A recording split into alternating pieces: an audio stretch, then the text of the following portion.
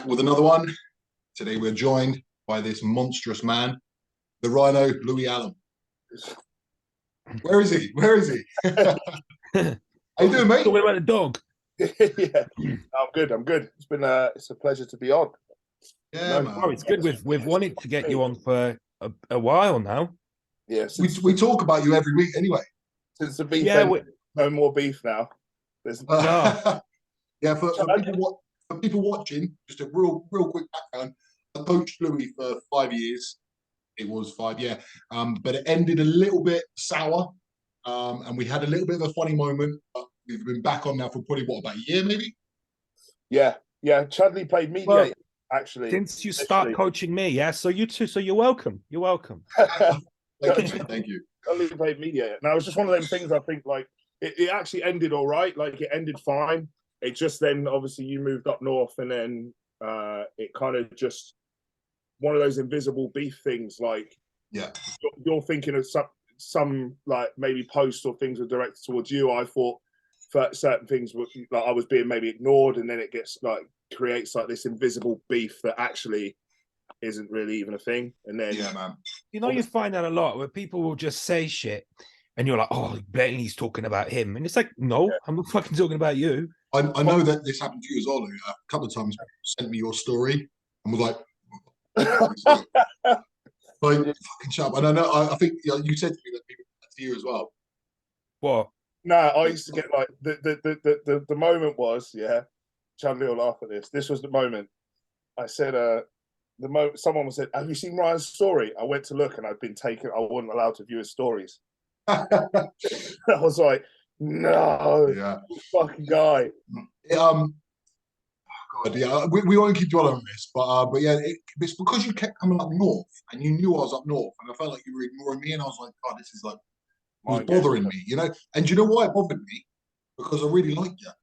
Yeah. If I didn't like you, it would have just been like whatever. Chad, in fact, you and me have had this chat before. Do you remember when you and me fell out? What, 4 years ago?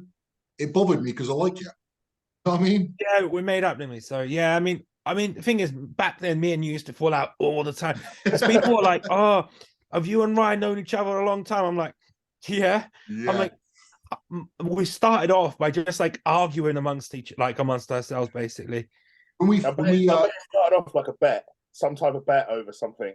It was a few of them, wasn't it? Yeah, it was. But when we started this podcast, we actually had it in mind that it was going to be like different opinions all the time. Actually, we agree on pretty much everything. Like, we do now. I've watched a good few of them. There's a couple of really good ones. You've had a couple of really good guests on. Yeah, we've been lucky actually. It's been good. Apologies. Jace, I saw Jace good guest the other day at Graftism. He's like, "Man, I've been watching all your podcasts." And I was like, "Huh, really?" It's nice. It's like, really good. People... I'm like, huh. I was actually surprised. I get people come up to me in the gym. They're like, "I always watch him." I'm like, "Fuck hell, it's fucking cool. It's cool." Yeah, it's good. But anyway, what's going on? Now, I want to ask you about your prep, Blue. Where you're at, mate? Where you're at? Yeah, so I think we were looking at pictures the other day. I didn't realize my start point till you asked the other day. I just kind of had my head down and was just like fucking going. You know, you don't even look really first. I've been like that now. I can't remember how many preps we went through together. 4. Like 5 shows, I think. Like 3. So we did 4, and then one of the preps was halted from lockdown. We were quite deep into that one. Yeah. And then I think I did 2 shows in my first year together. I did 3 the year after that because we did Body Power weekend. We did Friday, Saturday, and then I did another show. So 6. We went through the prep cycle like 3 times, I think. 3.5. 4 times. 4 times. Yeah. And 4 times. so we done, and each time as well was with an off season, wasn't it? So we pushed you up and down. My second longest off season was with you. So I started prep on January the 1st this year. I started prep at 296, my heaviest ever. And it's week 10 now. Week 10. Fuck me. Yeah, 10 weeks. Where are you at now? Body weight wise? Commission wise? 267 this morning. 67. So yeah, 30 pounds down? Yeah, 30 pounds down. Have It's you quite felt any? this week. This is the first week where I've looked and posed in the mornings after cardio, and I put on my story last night. Like, I get quite vascular for someone who's actually never been peeled from the rear. I actually get like well vascular. And Yeah, yesterday, but that like you get vascular in your lower, don't you? I'm the yeah, same way, bro. I can be that. fat as fuck, Yeah. and I'll have like these bulging veins out of my quads. It's just So that's what genetic. Ryan always says to me, because I'm like, oh, bro, I'm lean. It's like, no, you're fat. You're just what it is you just carry vascularity in certain body parts. Like I do as I'm well. really vascular in my lower. So that, but that doesn't mean you're lean. You know, it just means that you're just vascular. I think that was the first sign though. When I saw that last night, I could feel. I don't know if you've ever been to this point. Well, you obviously you both have, but like, you ever put carbs in and then you feel a pump? You haven't quite done anything yet, but you can almost feel like and it's warm in your front room, and you can start to feel the veins come to the surface, and you can start to feel a little bit of a. That's how I felt last night. So That happened to me when you gave me the carbs on Friday, because still I hadn't had carbs in like 4 weeks. Yeah. And you give me those carbs, and I was just like, my veins, like everything was like. I think as well, like this was again, I'd always been fairly quite lean in my legs throughout all of our off season, and this particular off season, I remember saying to you, Ryan, as well, like this is probably the least visible I've seen my lines in my quads throughout like an off season phase. So when I looked yesterday, I'd seen a lot more visible from the front. So obviously that's a lot to pull off 30 pounds, but it was a lot. Yeah, it's gone well. The first 10 weeks has gone without any hiccups. For anyone that knows, my body's extremely slow at responding, or I wouldn't say slow at responding. Sometimes it just not do anything. Like you'll either get a response straight away, or you'll get nothing, like forever. And I think because we looked back on prep, and I remember at once, and we were like, we actually thought, we looked back on prep. Do you remember we looked back, and this was after the two bros, and we're actually, you did drop about 1.5 pounds to 2 pounds every week, but because we were micromanaging and looking over it, actually, like the changes, we just needed a bit longer time. Really, we actually, when we look back at the descent was actually fairly quite gradual, but the I'm a nightmare to coach from a perspective. Like, I'll do everything, I won't deviate at all, but sometimes my body will just say no, and it's just.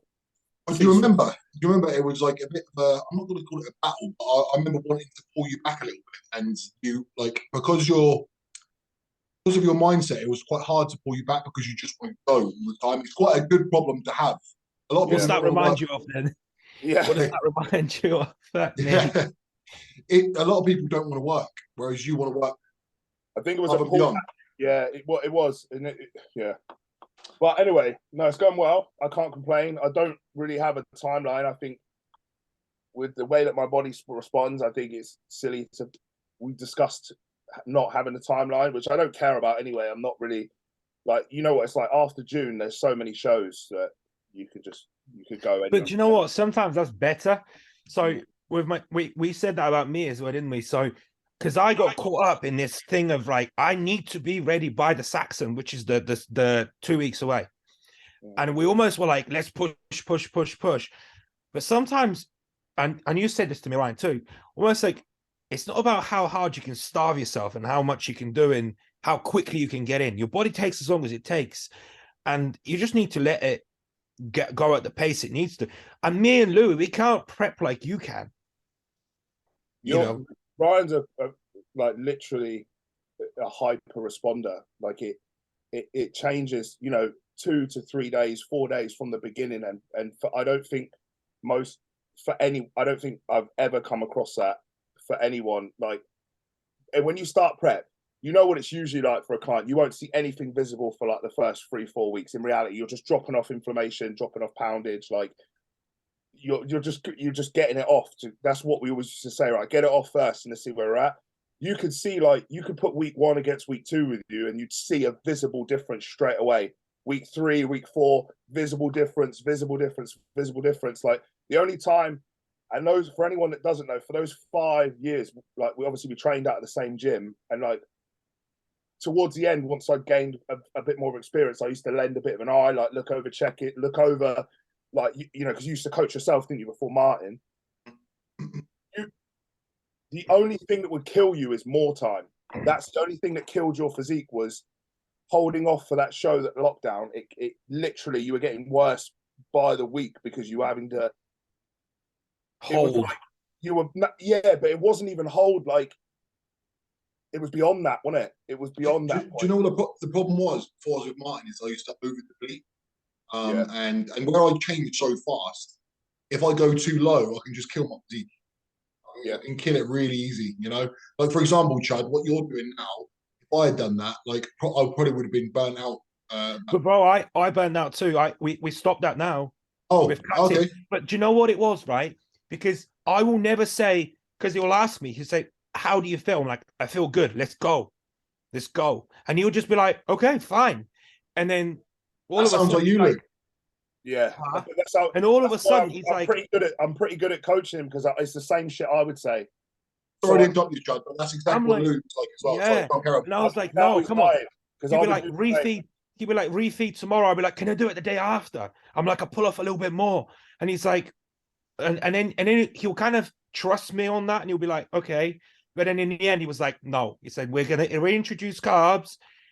We're gonna go on high, medium, low day now. He gave me like 2 high days, and like my physique's fucking revived now. But like even still, he said to me yesterday, he said, no training, take 4 days off.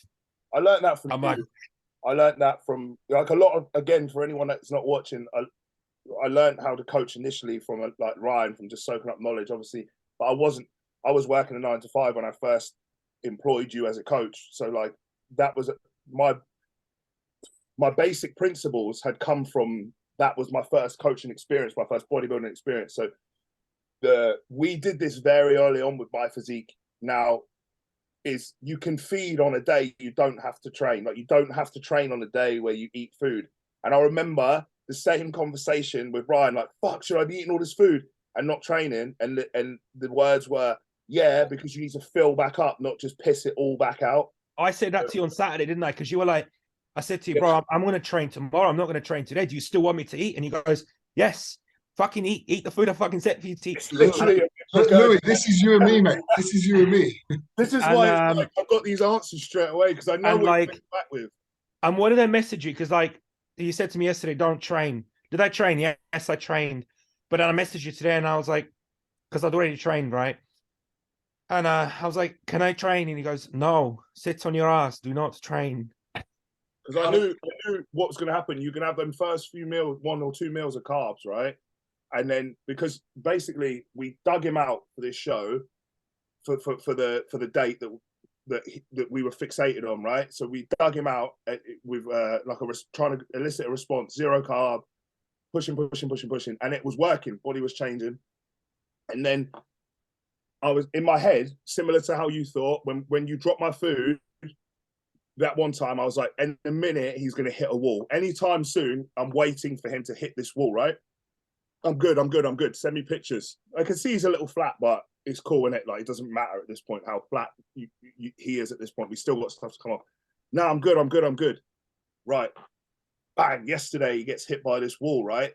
And then when you tell someone to rest when they get hit by a wall, literally, they have 1 or 2 meals and like, I'm invincible again. I can go and train again. Yeah. So I knew he was going to have 1 or 2 meals this morning and be like, let's fucking go. The pump's going to be mad. Like, get me in there. 1,000 rep curls, fucking rich piano. I thought it was going to be like chaos in there. And I said, he goes, no cardio. I'm like, can I just at least still do my fucking cardio? He goes, no. Hey, Lou, this is so funny. This is literally what happened with you for years. I'll show you though. I just copy and paste the messages that you sent. And posed today after and this is no right. This is no hold on. This is no pump. This is me just posing. You look pretty full. You don't look flat at all. But we get 500 carbs today though. But remember though, I had, what was it? I think Fridays when I messaged you and you were, no, I can't remember. It was like, it was the night. So one of the night you were like, right, go and have a 5 guys. So I did that. And I actually felt like shit the next morning. I was like, bro, I don't like that. So you guys, half carbs. I think we did 400 carb or something. 50. Yeah, 450, and then again, and then again. So I've had like loads of days of 450 carbs. So I've been like fucking full. You and me had a conversation when was it, last week, Jack. Like it was almost like I felt like I was trying to get through to you that you don't just need to keep depleting. Like it's not going to be beneficial for your physique. And you were like, I feel fine. I feel fine. And I was Bro, I felt really good though. I was yeah, like, and you were like, Louis is going to give me some more food. I don't know if I need it. I'm like, listen to him. Like, fuck. Like, yeah. It's, No, but now, and I fill think up to again, pull back, isn't it? I think that's another one of your words as well. Is fill up to come down. Like, yeah, man. put it in, come down, put it in to come down. because Gonna again, put we my light started on, one prep for second. Exeter. We started prep for Exeter, right? And that's still what, 6 weeks away, and that would have been what, like a 12-week, 14-week prep. But then I was kind of looking at the Mercia show because Dan fucking convinced me, and he goes, "You should do the Mercia show, so then we can do the Exeter together." I'm like, and then I kept looking at the Saxon. I'm like, I wonder if I can do Saxon. So I'm putting myself 4 weeks back. So I said to Louis, let's fucking go. And he goes, oh, fine, if that's what you want. But yeah, no, it's definitely not smart. Beneficial though. Like we again, this is always methodologies that we've discussed in the gym, and it's all. I think it's important to caveat for anyone that knows. We used to train together every single day, so we used to talk about like bodybuilding, not even about me. As rarely in the gym would we speak about me. We just speak about what someone else was doing, or like a different methodology for this, or a different style of this. We just like almost like bro chat, wasn't it? We just talk about random stuff. There's always I do think there's a lot to be said for sometimes hammering it initially, even though you're not quite lean enough yet, even though you like pull the trigger before the trigger needs to be pulled, because we're not all Ryan, but we're not all hyper responders that can get peeled on 400-500 grams of carbs, 3,000 calories, and almost do the ideal slow taper down. Like it doesn't. I know that at some point it will be fish and asparagus and 6 times a day for me, and an hour and probably 2 hours of cardio. At some point, it's with Chudley, because we had that rush date. It was almost worth pulling that trigger for 4 or 5 weeks, because what we actually did was get a massive chunk of fat off. Bro, how much fucking fat did we take off? We took off. Not compromise anything, because obviously PEDs were in play, and just get in a position now where you've got a luxury of feeding up for a few days and seeing almost kind of, I described it as like resetting to come back again. It's almost putting ourselves in that position, you know? Like, and you know what was mad? Like I was getting stronger, but that's because when you drop off some of that shit body weight, you start to feel better. Your endurance starts to get better. What's your view on that then? Like, what's your view on that when people say like they're getting weaker throughout a prep, maintaining strength throughout a prep? Well, part of me thinks it's people just training like shit. I think like they almost tell themselves that like I'm eating less, therefore I need to like train it in a little bit. I think partly it's that, but then also the other one would be if they're natural, then it's very possible that they could be getting weaker. Yeah, but not on week 1 though, bro. Like that takes time. You know, I get clients that are like 2 days into dieting. Let's say Monday we start the diet, and I get them to like check in on a Wednesday. They're like, yeah, today's session wasn't very good. I'm like, mate, you've been dieting fucking 2 days. Shut the fuck up. Like, I think, right, when you start dieting, my peak off season isn't actually my strongest, because I'm holding a lot of water, which obviously lower back pumps. You're huffing and puffing in the gym. Takes you 20 minutes to go for a fucking one exercise. Whereas when you start to get fitter, you actually, oxygen capacity improves. You start to actually feel stronger. I actually get stronger into prep. And I think that kind of clouded my judgment a little bit with the 0 carbs, because I was like, fuck me, I'm getting stronger every fucking week. But we started off on like no gear, because obviously we'd cruised for 3 months. And then I put the gear back in and it went boom, and the shit started to like I was like super strong. I was stronger than ever. I was like, what the fuck? I'm just fucking great. You think? I think as body fat comes down, there is a potential of getting weaker, and also typically in a prep, heads are going up. Yeah, if heads are going up, so then performance starts going up. But I'm stronger. Trend. Yeah, trend. I'm stronger now than I was 2 months right ago. Yeah. And the thing, this is also for us 3, right? We're generally strong guys, so we're not. So you know that we haven't got an issue getting strong. Strong is easy for us. So it's not really an accurate kind of gauge to kind of be like, well, I'm getting stronger. Yeah, but that doesn't really say much because we're strong anyway. Hey, this is something that Louis, like, you know, like your feedback was always like positive. This is exactly what Louis was like. Like, you remember, Louis, you used to hammer yourself into the ground with deadlifts. And I was like, I know you can handle it, but it's not so much about can you handle it. It's like your body physiologically is stressed. So we need to pull it out, you know? But it was hard for you to let go of it, wasn't it? Remember? Yeah, like I think obviously we can get into training styles in a bit. That'll be a good one to get into. But like, I want to ask you about that actually. Yeah, I was very much I think as a byproduct of me getting very strong very quickly, and I know for a fact you change your training style depending on your clients. So do I, and I know Dave does as well. Like, it's not always a ton of high volume, some are on low volume, but my volume decreased the stronger I got. So under your coaching, it was a very low volume. I ended up on a very low amount of volume because of how strong I was. But it doesn't, this systemic fatigue, and it's a double-edged sword because my recovery capabilities were very good too. So it's not like I could legit probably, this is a very crazy statement, but I'm Ryan's seen this firsthand. I think I could probably go in the gym 7 days a week and pull over 300 for max reps each day. Back. I've never known anyone's lower back to be like yours. In my whole life, I've never ever experienced anything like it. So from recovery capability, like you, Charlie, I don't feel smashed. So when he's asking me, "Are you smashed?" I'm like, "Nah," because I'm not. But I think especially now, but my body stops responding though. So it's now basically the best way to describe it is like maybe like an Olympic lifter. So my body gets to a point where it's simply performing. So it becomes a performance rather than an actual outcome. And I think this is where the logbook people, this is where it becomes the payoff, the crossover between performance and actually growing tissue. Like, and I know people will say that your performance in the gym matters to growing tissue. It does, but I think your performance is not just on a logbook progression. I think your performance is measured in 1,000,001 different other ways. We've also spoke about this a bit. I feel like some people are good at a train technique rather than the muscle. I believe, same as me with bench, by the way, I believe you're very, very good biomechanically at deadlifts. But is that necessarily going to create a hypertrophic response? Not necessarily. The same as me at bench press. I was very good and efficient at movement. I think it grew me a great set of glutes and hamstrings, but not a very good. I think it added some density, like erector density.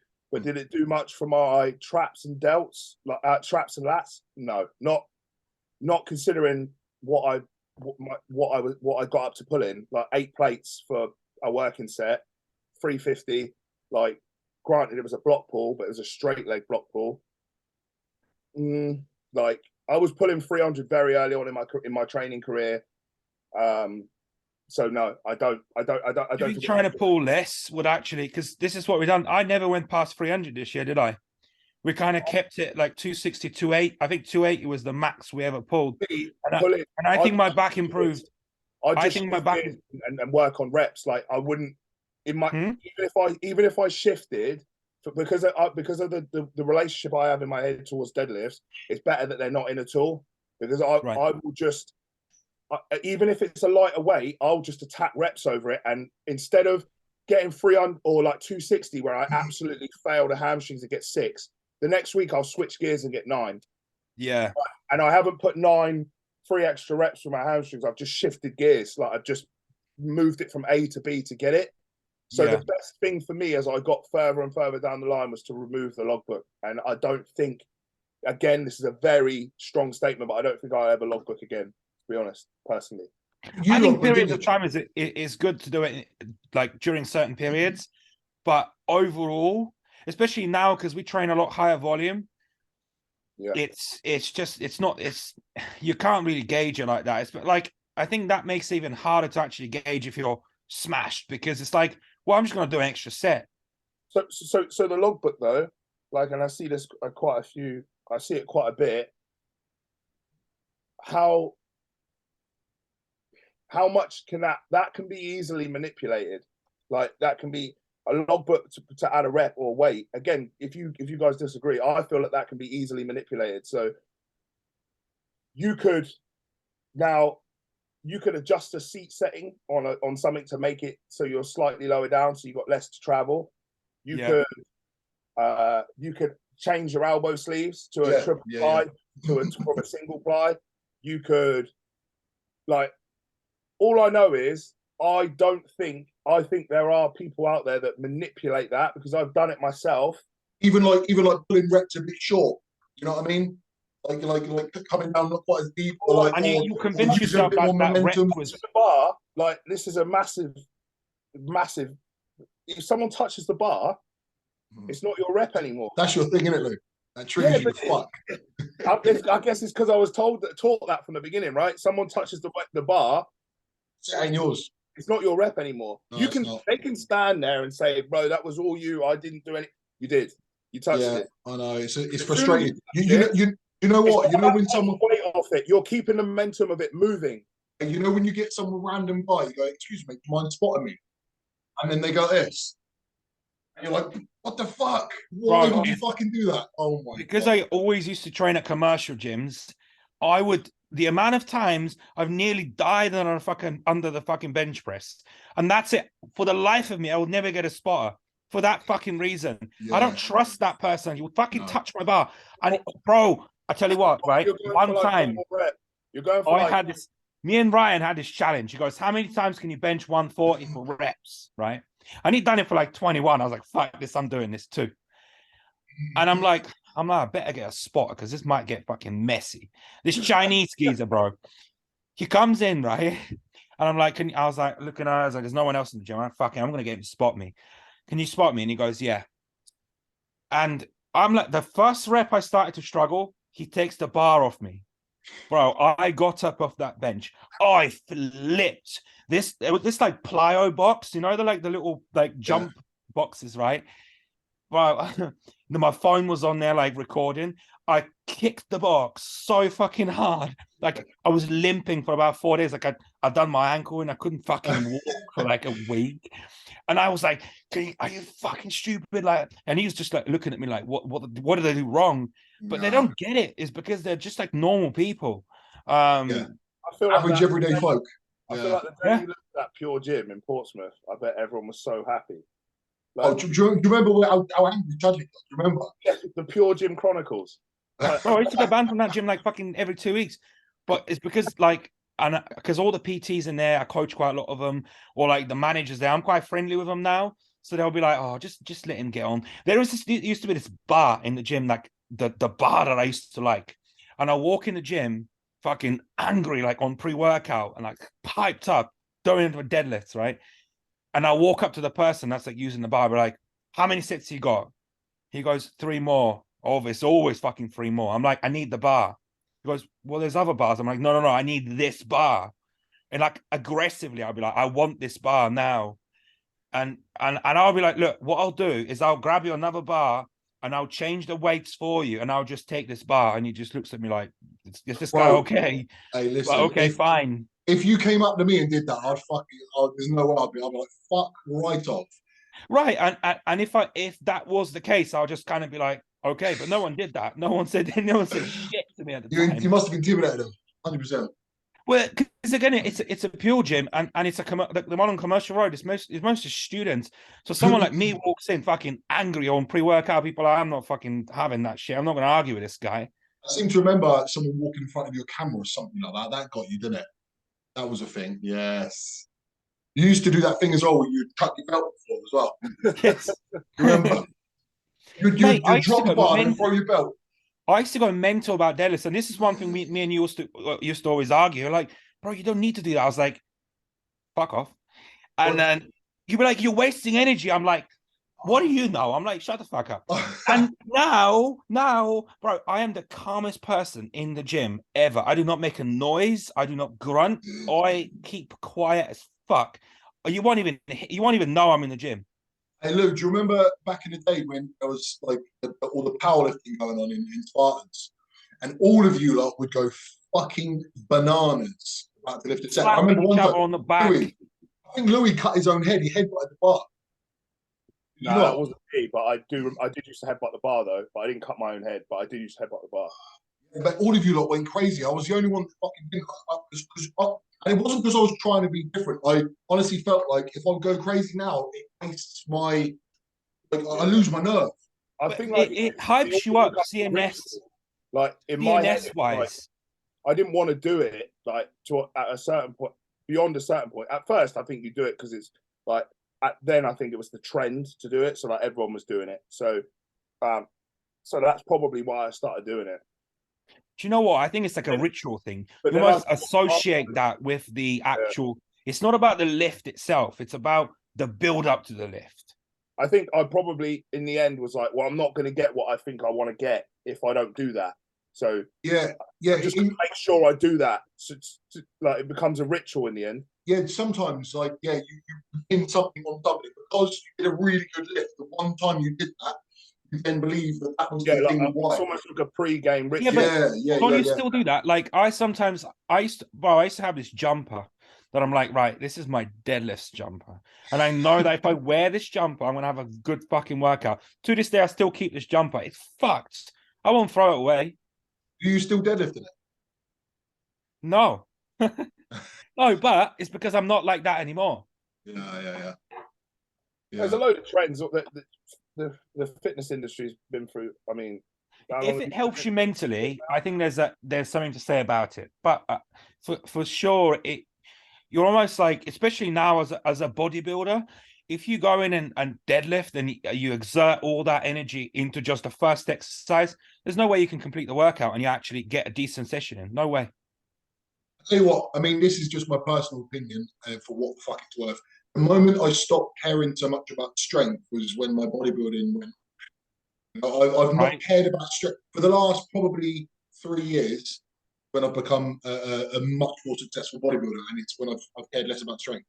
You know, and I'm not saying that that's proof. I'm just saying for me that's what happens. You know. You'll find it removes a lot of that anxiety before the gym, like the logbook, like having the logbook and you look at your numbers before you train and you're like, fuck, I did like, I don't know, squats 260 for 6 last week. I got to either beat that and you're like, how the fuck am I going to do that when last week was like all out? And that just creates such anxiety. Yeah, Lou, did you ever get that as well? Like, you know, when you knew like next day you had to do you remember when you were chasing 260 for 10? Yeah, I bet like the days leading up to it, you couldn't sleep properly.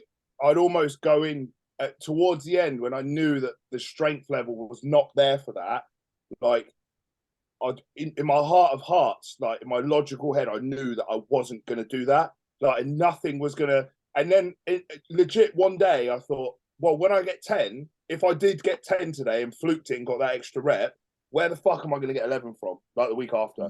There's literally, like, that is it. There's no way. When it gets to the point where that's kind of dangerous, me and Chudley spoke about it. It's like, because we've got a natural propensity to get strong, it gets dangerous. Like, because the numbers are just climbing all the time, you know? But when does the crossover with, this is the crossover with, when does performance cross over with your actual ability or your actual progression as a bodybuilder? Like, I saw a good thing today. I think Jamie Dorego, I was scrolling through Instagram and he said strength is a byproduct of muscle growth, right?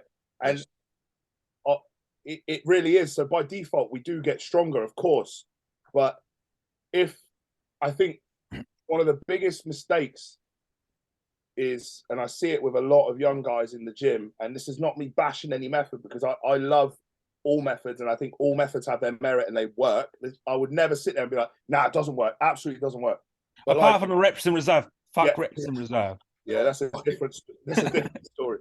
But like, this the low volume approach for someone so new and so weak relative when it comes to strength, I don't really know where you're getting that level of fatigue from or that level of stimulus from. Like, I can understand doing one set of, and I know that some people will turn around and say it's relative though. So it's relative to your strength and your body. Yes, but there has to be relevance goes out the window when you can RDL 100 kilos or someone can RDL 260, 300. Like the relevance does go out the window. It's not as comparable. I couldn't agree more. Like, yeah, like the recovery it takes from a 2 sets at 250, 260 for like 8 to 10 compared to 100 to 120 for the same. It's not even close. Yeah, we've said that many times. Yeah, you need to either be really, really strong or accumulate volume. Like it needs to be one or the other. You know what I mean? Like that's kind of it. And also, I think a lot of a mistake that all three of us used to make is that you would almost like focus 80% of your energy into one set of that session. And it's not about that one set because you've got to do 20 sets for that workout, say. But that session wasn't back for me. That session was deadlifts.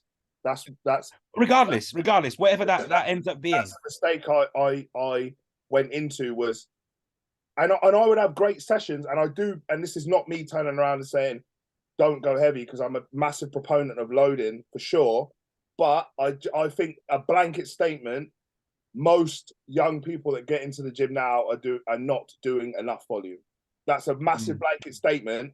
But if you were to really look at it, like it's probably not enough. Yeah, because you're not strong enough to warrant the low volume, right?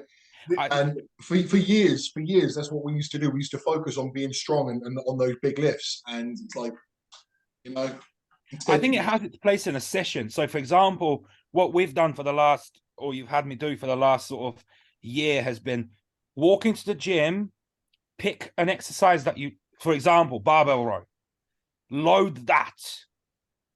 Right? That's where your loading is. At that point, you then taper off and concentrate on the volume. So you can still have like one loading movement, but it's not every movement is loading, you know? What I typically do with my plans is like if people one set, as you just mentioned there, one set of like a 6 to 10, and then a couple of sets of like somewhere between 12 to 20, like roughly. With that 6 to 8, really, like when you've got like a new lad that maybe, really go at it. Like if you get 3, sweet, that's all right. Just go at it and learn to pick something up heavy with obviously good form, and don't necessarily stress over the stimulus of the muscle. Get strong first, because it's a very bro way of thinking about it, but like, and everything has its place. Like even reps and results, it all has its place within like. But some of these methods are advanced. The cuffs, the bands, the chains, but they're quite advanced methods for stimulating muscular growth. Yeah, and I just think that some of these young guys, you don't have a base level of benching 100 kilos yet. Well, you're worried about a tough clavicular fly. Like I think there needs to be something before that. So Lou, we said this for years. Do you remember? Like we built that strength, and now what that has enabled us to do, now our work sets are now heavier than a lot of people's 1 rep maxes. Yeah. The only way that we got there was by getting strong initially. Yeah, you have to. It's really important to build up base level. Yeah, but also got strong for volume, because again, you'll go in the gym and you'll do chest, and you'll do 3-4 sets of bench, but they would be like 1 plate for 12, 2 plate for 12, 3 plate for 12. And then eventually, you'll be at 4 plates for 6 or 7, right? And that's your loading set. But you've done all that work before. Then you'll go and do incline barbell. Then you'll do an incline dumbbell. Then you do 4 different flies. So that volume. Do a lot of stuff, and we used to compete and do a lot of stuff over 20 reps. See what you could get for 20 reps. See what you could get, like what could you get for 15, 20. All rep ranges. Yeah, all rep ranges. Yeah, and I think there has to be a base level of strength, because yes, muscle is strength as a byproduct of muscle, but there has to be a base level first. Like going in and fussing over doing a stiff leg first before you've ever got up to a 200 kilo deadlift, in my head, isn't really like you're going to get, for me, below 200 kilos. I think you're going to get just as much out of a deadlift right now than you will out of stiff legging 140. Just try to attack a 200 kilo set, get that up to a decent amount, then you can start. Not even 140, bro. I watch people like stiff legging 80 kilos, and I'm like, just fucking deadlift normally to start. Hey, here's the reality that no one really wants to face, but most people don't need to worry about this shit. they're just not good enough. They're not big enough. They're not strong enough. They just need to be basic, and they need to get good at being basic. And the thing is, it's like, it's not fun.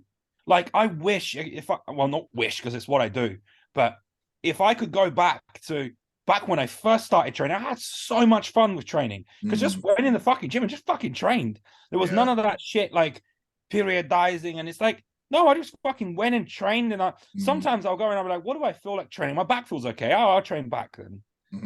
Yeah, I don't regret any of it. I'm so glad that we could do it that way, because it was fucking fun as well. But yeah, some of my fondest memories of training were when you know, like you'd have tons of food, you'd be doing exercises you truly love doing. You know, from the minute you get the barbell out and you put a plate either side, and you're doing 60 kilos for something, and then you put another plate on, and you're just up and up and up, and you're just climbing and climbing, and it's just, and then when it all goes right, and then you get the number you've got in your head, and you've got you've gone in and added that rep that you wanted to add, or you've gone and lifted that weight that you wanted to lift. I think there's absolute merit to it. I just think that what it all comes down to is, and what I see is, and something I've always prided myself on, I may not have the most complete physique. I've got lagging body parts, like, and I've yet to have proven to get peeled. But one thing I've always prided myself on is training hard, like being able to train very, very, very hard. Like, and this is not me saying, you know, when they say, "Oh, I train harder than you," no, I'm just saying that I know I train hard, and as to both of you guys, I would say you probably train harder than both of us. Actually, don't train very hard. When you break it down and you start to look at, are you actually training hard?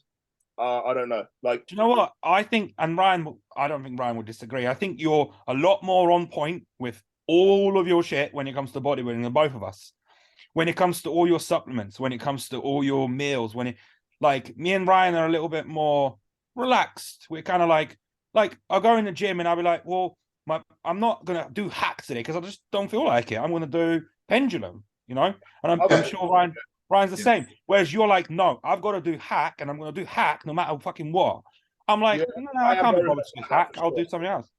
I agree with that. It comes from my sports background, and it is a bit of a joke, but I was never very gifted. Like when I walked in to start playing basketball, I was awful. I was big because I was taller than everyone, but like heavier than everyone initially. So I threw it so hard at the back, but I couldn't shoot to save my life. Like I couldn't catch. Like my hand-eye coordination is obviously basketball back then. It's a lot more popular in the UK now, but it wasn't that popular back then. Everyone's so motor patterns are so used to playing football. Like that's why in the playground, like a basketball, most people kick it in a school playground. Your motor patterns are so in tune to like football that you just want to kick something. It's very hard to transition over to a sport where you're actually not using your feet at all, and it's like a game with lots of intricate rules in how you can travel with the ball. Like you think about football, you can travel with the ball any way you want. Like you can kick it, run after it, you can stop, you can start again. Basketball, when you're learning to play and you come from a football-based background, it's very hard to get the rules, and I was awful. So I had to be and do exactly as I was told because I couldn't wing it. So that's just always the way I've been in life. Like I wouldn't say I was smart at school. I got good grades, but I couldn't just wing anything because I wasn't good at anything. So I had to wing it. I couldn't wing it. Yeah, like, you definitely, over the years, I learned that about you. It was even like, dare I say it, and it's not really being offensive, but like it was a little bit autistic. Like, yeah, no, definitely. You have to be a certain way, and it can't deviate. It has to be this way. I ate at a wedding. I ate at a Tupperware at my own wedding. I remember that. And Ryan told me not to. Like, I was 2 days out, so there's got to be a bit of a caveat to that, hasn't there? Yeah, I was like, bro, you can have something. Like, obviously, it's not like fucking loads of cake and shit. But the thing is, it's I think some of it is major autistic traits, but I think some of it is I genuinely enjoy bodybuilding. Like I'm a fan as well. Like it was the same with basketball. I love basketball. Like it would be beyond my performance. You know, I'd have a shit. I'd play bad, and I could still go and watch an NBA game on TV and be a fan of basketball because the sport is what I'm a fan of, and I'm a fan of I've been engulfed by bodybuilding since it became like, since I got introduced in the gym, and then I obviously like I've started to be conscious of how I wanted to look. I remember I actually saw Ryan on a night out, funny enough, pissed up outside Orange Rooms, right? And I was like, that's what I want to look like. I want to look like that. So fucking stalked him on Instagram, and then it just pretty much went from there, really. Like that's how so you picked up a client for being pissed up outside Orange Room. So. I remember like back then, like, because you used to work for Dan as well, didn't you? And like you literally just like left like straight away. You were like, fuck this, I'm fucking just 180, complete 180. And Dan used to say to me, like, the fuck is wrong with Louis? He's like so good at the job, like the sales. He's just fucking picked up and left. He's like, what the fuck? I was like, yeah. I tell you what, that's the thing. Like now, when I think of you, Lou, there's been like a paradigm shift in my head. Before I saw you as like, he's still up and coming, but now, no, you have been fucking dedicated. 7 years now, 7 years, yeah. You've earned your right to be like. So now, for you to be talking like, I want to win the show, like you've earned that shit. You put a shift in, and definitely. As I say, my mindset towards you has shifted. I think a lot of people have, and I've always wanted to come across fairly humble, because I don't really have, like, up until this point, I haven't had a physique that's like worth being cocky about. Do you know what I mean? You can't be cocky about, like, when you're up and coming. I just think that it's just a very ugly trait to have. Like, it's just not a very nice thing. But I think in general, like none of us, or at least not that. I mean, like whenever you see someone that's like giving it all large and then they end up under delivering.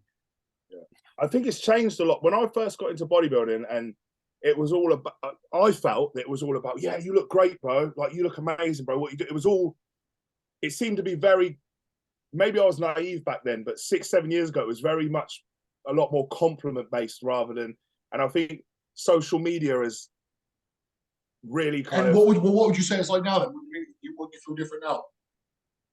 I think there's a lot more animosity over social media. I think there's a lot more negativity over social media. I just think it's a little bit more like, to a certain extent, sometimes I think it's like people looking at people, waiting for them to do bad across social media. I think that's people, man. I think that's people.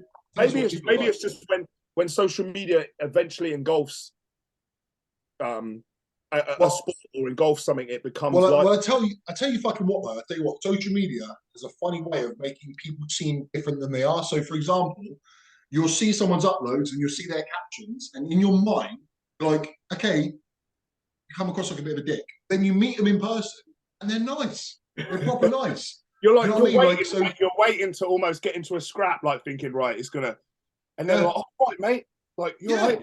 Yeah, like there's so many people, and I'm sure you guys are the same. Like yeah, your online persona is not who you are, you know. And yeah, so I think sometimes this animosity exists because based on a caption, you might think, oh, he's a dickhead. He's a fucking dickhead, but actually, they're fucking, you know, it didn't mean it that way, you know. Yeah, and we've had that many times where someone will meet you and they're like, I used to think you were a fucking dick, like based on how you come across on like social media, and you're actually all right. And I'm like, yeah. 100%, mate. 100%. I've had it so much in my life as well. And to be honest, though, it gets to the point where, like, it doesn't really matter what people think. If they don't really know you, if they don't actually know you, their opinion is a little bit irrelevant. True. You know what I mean? Like, I like to think that anyone that I've ever met in person, I've tried to be respectful towards and try to be nice, you know? Like, so that's, you know, that's all that counts, really. And I think that's changed a lot. I think we've changed a lot over the years of how we are. Sure. But I think, do you know what, actually, I'm going to stick up for Louis here. I think Louis comes across the nicest on social media. I think you and me probably would get more people to be like, dickhead. Oh, yeah. Oh, yeah. Louis like a bit more, like, dare I say, like humble, like more, I don't know. I have a few more controversial views than I air on social media, for sure. Like, I used to do that all the time. I stopped because I couldn't be bothered with the aggro. I think if you ask me like opinions on things, like if you ask me opinions on cuffs and bands, and I'd be very vocal with you in person about what I actually felt. Yeah. I'm just one of those on social media. I just think like I've always quite liked not giving everything, like not showing everything on social media, showing a lot, because obviously for all of us, it's how we make this. Instagram is how we make money, right? It's how we get clients. It's how we, our main source of advertising for the most part. So I show a bit, but like I'm still very... On that note, then, let's have a bit of a change of pace. Have a change of pace. We spoke yesterday, or no, yeah, whatever. Do you have something that you want to like talk about, like a subject that winds you up, or something that like any gripe or groan or something like that? You got something you want to talk about? That winds me up personally. Yeah, I mean, yeah. Yeah, so I think the biggest one is moaning about prep. I think that's what's getting me at the moment, is the moaning about prep. Like, none of us are forced to do this shit, are we? Like it, and none of us are forced to do it. And I don't believe, like, you could say, yeah, but I do it because it positively affects my income as a coach. Doesn't. I've seen plenty of coaches that are super successful that have never done a show, and also never done a show, never been lean, and prepped people that look fucking great on stage. And I've seen people that have done one show and have built an incredible, and not placed, and built an incredible coaching business. So I don't think that you have to compete to build a successful coaching business. I absolutely don't. I think there's plenty of competitors that are really successful that don't have very good coaching businesses. So I just see it a lot lately. Like, you're moaning, you don't have to do it though. You could stop prep right now, and you could literally. No, you don't even have to tell your coach yet. You could go. I could turn this computer off now and go straight to McDonald's and eat a load of shit right now and be like, in my head, prep's done. That's it. So that's what I see. So why do you think people prep when they don't truly like doing it? Why do you think they do? Do you think it's like to grow their business, or do you think there's something else? I think it's because I think they view it all as a package now. So I think once you get in the gym, you have to then buy a tripod, you have to then go film, you then have to go start a YouTube, you then have to go get a coach, and then you have to go do a show. Like, it's almost like in their head they feel like this is a pattern that they have to go, and like it's all encompassing. Whereas you can just do any of those. Like, you can just go and train. You can have a coach and be like, listen, mate, I don't ever want to get on stage. I just want to look good. Great. You could not have a coach. You can do all of those things, but you don't. I feel that some people do those things because they feel that they have to, otherwise they can't be in this thing, in this. Yeah. Almost fitting in. I can speak from personal experience because I've had preps before where I'm like, yes, I'm going to compete. And I'm like, I don't really want to compete, but I'm going to do it anyway. And sure enough, it gets to a point where unless you really fucking want it, it won't work. Yeah. And I've gotten to that point where I'm like, you just hit a fucking wall because you're like, you don't actually want it. And it gets fucking hard, right? So, yeah.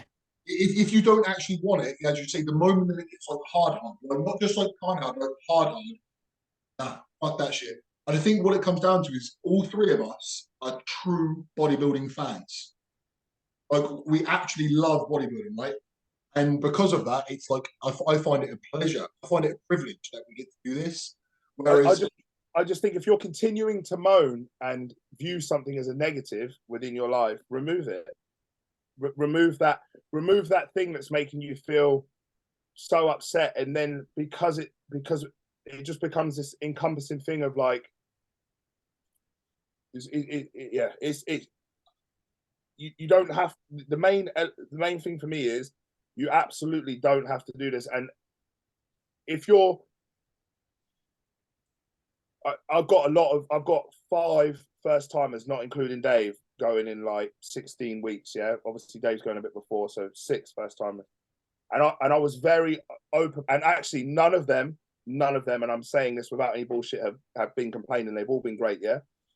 But I was very honest, similar to you when I was a first timer, of how you're going to feel. Like, please don't go through this thinking that you're going to only feel the pinch from 6 weeks out onwards, because when it's your first time, what I was trying to explain is you've never been at X amount of body fat and X amount of weight and on X amount of food at any point ever on this way down.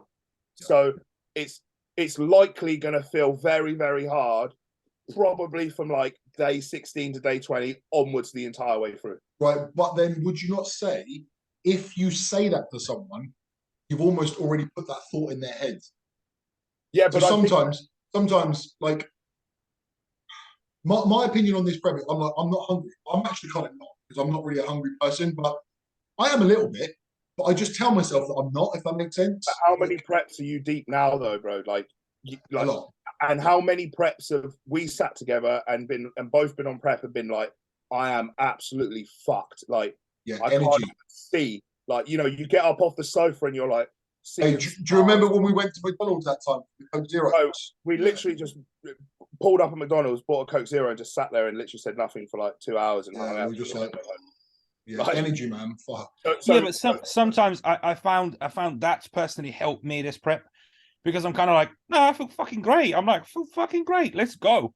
I definitely before I'll be like, oh, poor me. I feel like shit. And it's like my mindset with my clients was what I wanted to do is set realistic expectations of how they're going to feel. So the feedback I got from them was every time they felt the pinch, it's like, you said this was coming and I'm prepared now this was coming. Yeah. Instead of getting a message where it's like, whack, like out of nowhere, I've been hit by this bus that I thought we were going to be all right here. Like, I thought we were going to be all right. In my head, I thought, I know you didn't say anything, but I thought we were going to be all right up until 4 weeks out.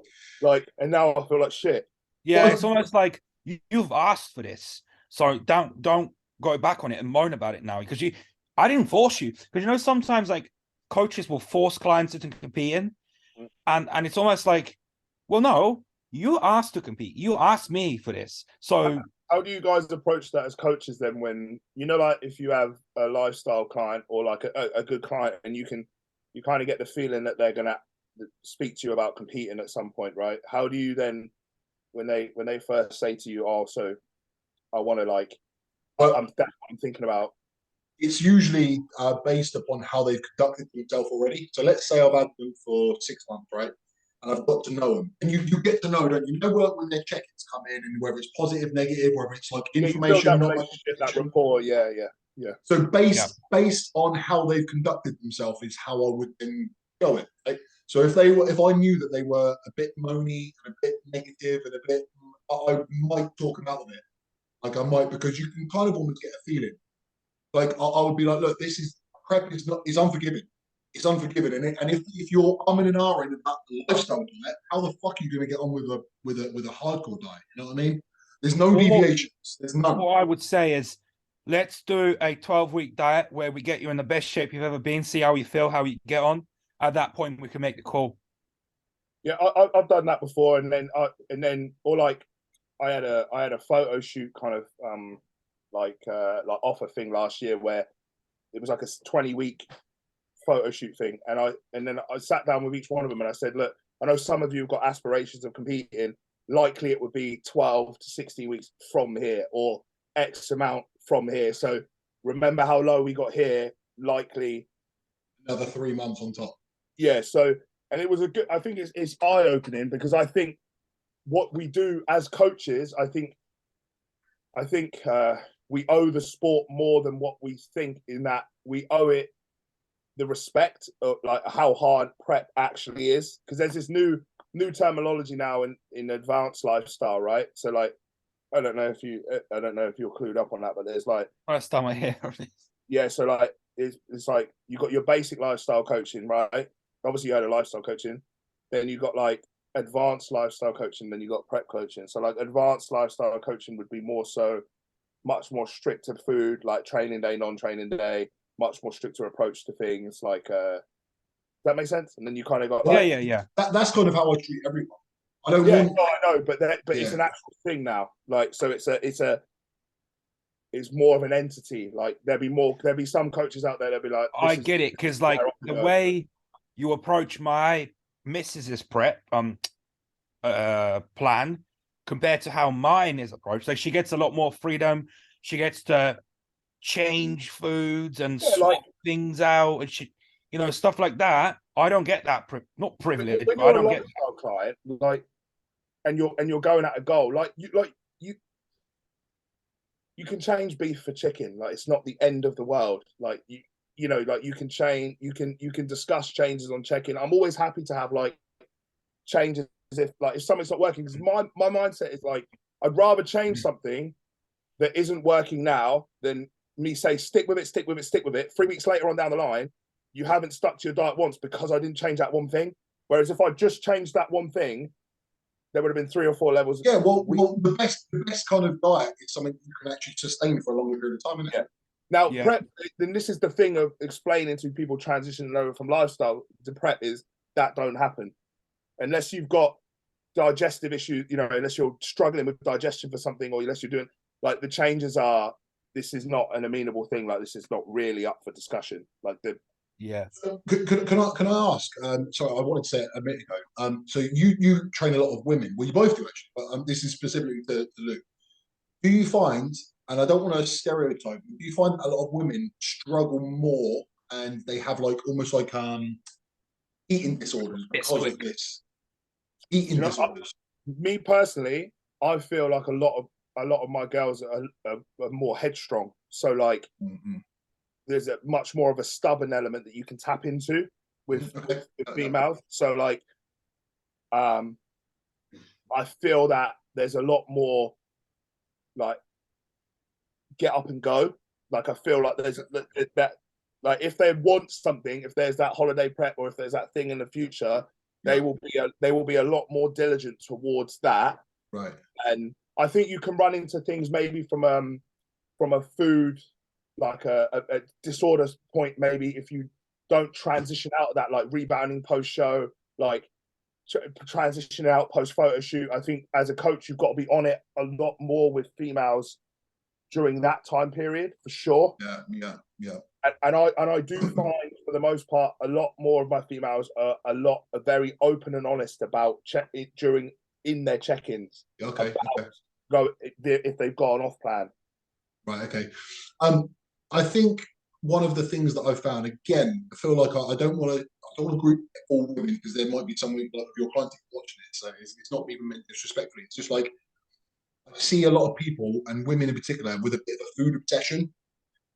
And I feel like, personally, if you're somebody who is really like married to food, bodybuilding might not be your best option, because you need to, in my opinion, you need to detach from food, that emotional attachment, you know, because if you're food obsessed and then you're restricting your calories for 3, 4, 5, 6 months, it's going to be shit. It's going to be shit, and you're asking for trouble, you know.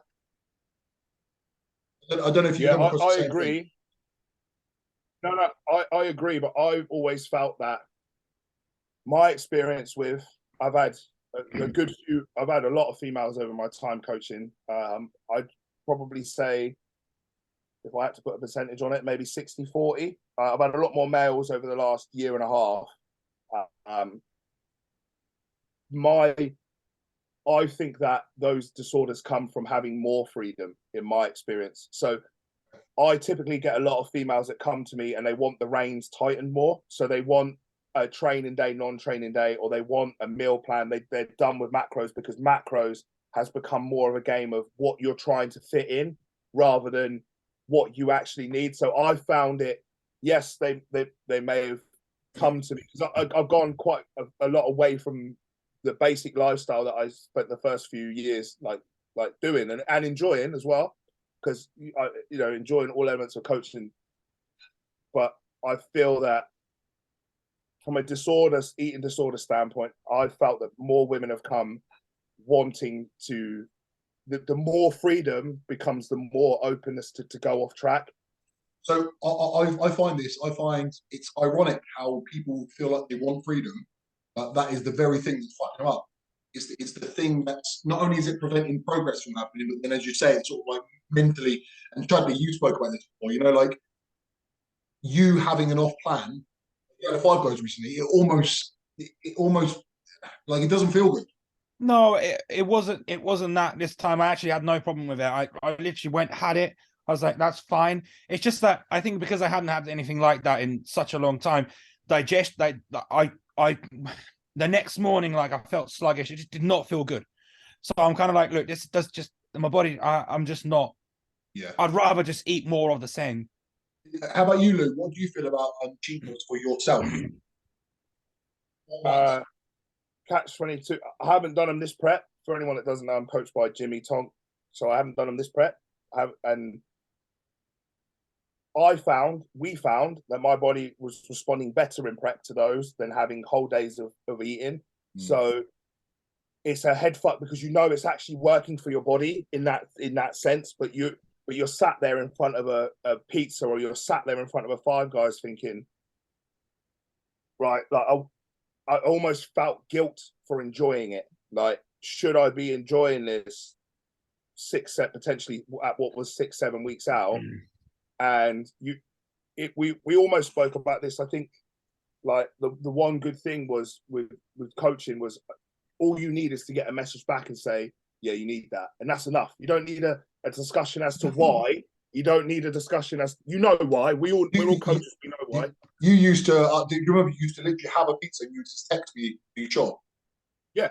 Are you sure?" And I'd be like, "Lou, eat the." All I needed to get back was a message like, "Yes, mate, you need it. Cool, sweet. I'll speak to you tomorrow." Because the way that, so again, for people watching, the way that I used to do it with Lou is not the way you're doing it this year. But obviously, what you're doing is like, you've lost fucking loads of weight and you're looking great, right? But what we used to do is we used to drop you down, deplete, fill you up, deplete, fill you up, deplete, and it worked. You remember when we had you on fairly low calories consistently, and your body stopped responding. Do you remember? Very much so. What we had to do was hit like fucking nosedive, feed, and we found that worked really, really well for you, didn't we? We actually backed off of cardio and took away the stress of doing cardio. It was a very stressful time anyway, though, because like it was like lockdown, so like no one was going anywhere. Like your family were like, it was like living in your family were like right there the whole time. Like it was just a fucking bit of a weird time, wasn't it? But COVID far. Yeah, I was training in my garage. To be honest, I had a very good setup, but like, yeah, it was a stressful time, but it worked. Well, so you guys didn't have a gym the entire time? So I used to train my back. We both trained in our house. I was training my back garden. You were in your garage. I had a garage. Yeah, I remember that. I had a squat rack in there. I had 300 kilo. I had a chest supported T-bar, cable stack. I had barbell plates, dumbbells, and like it was okay. I do feel like I regressed a little bit, if I'm honest. Like looking back at photos now, I was a little bit worse then, to be fair. Yeah. So I was lucky because as soon as Wayne passed, Rich went and bought the kit 2 days before lockdown, or even like the day of when lockdown got announced. So at that time, that obviously shut everything. So I was like, well, I'm going to get a job in security just so it gives me something to do. So I'm not sat in the house, right? And you come in the shop and you start chatting to me and he goes, look, if you need a gym, fucking give me a shout. So I had a gym the entire time. So I was quite lucky with that. But I know a lot of people didn't. And obviously we had to keep it on the wrap, so no one knew. But like, I've never had the train in my garden shit. Like, never did that.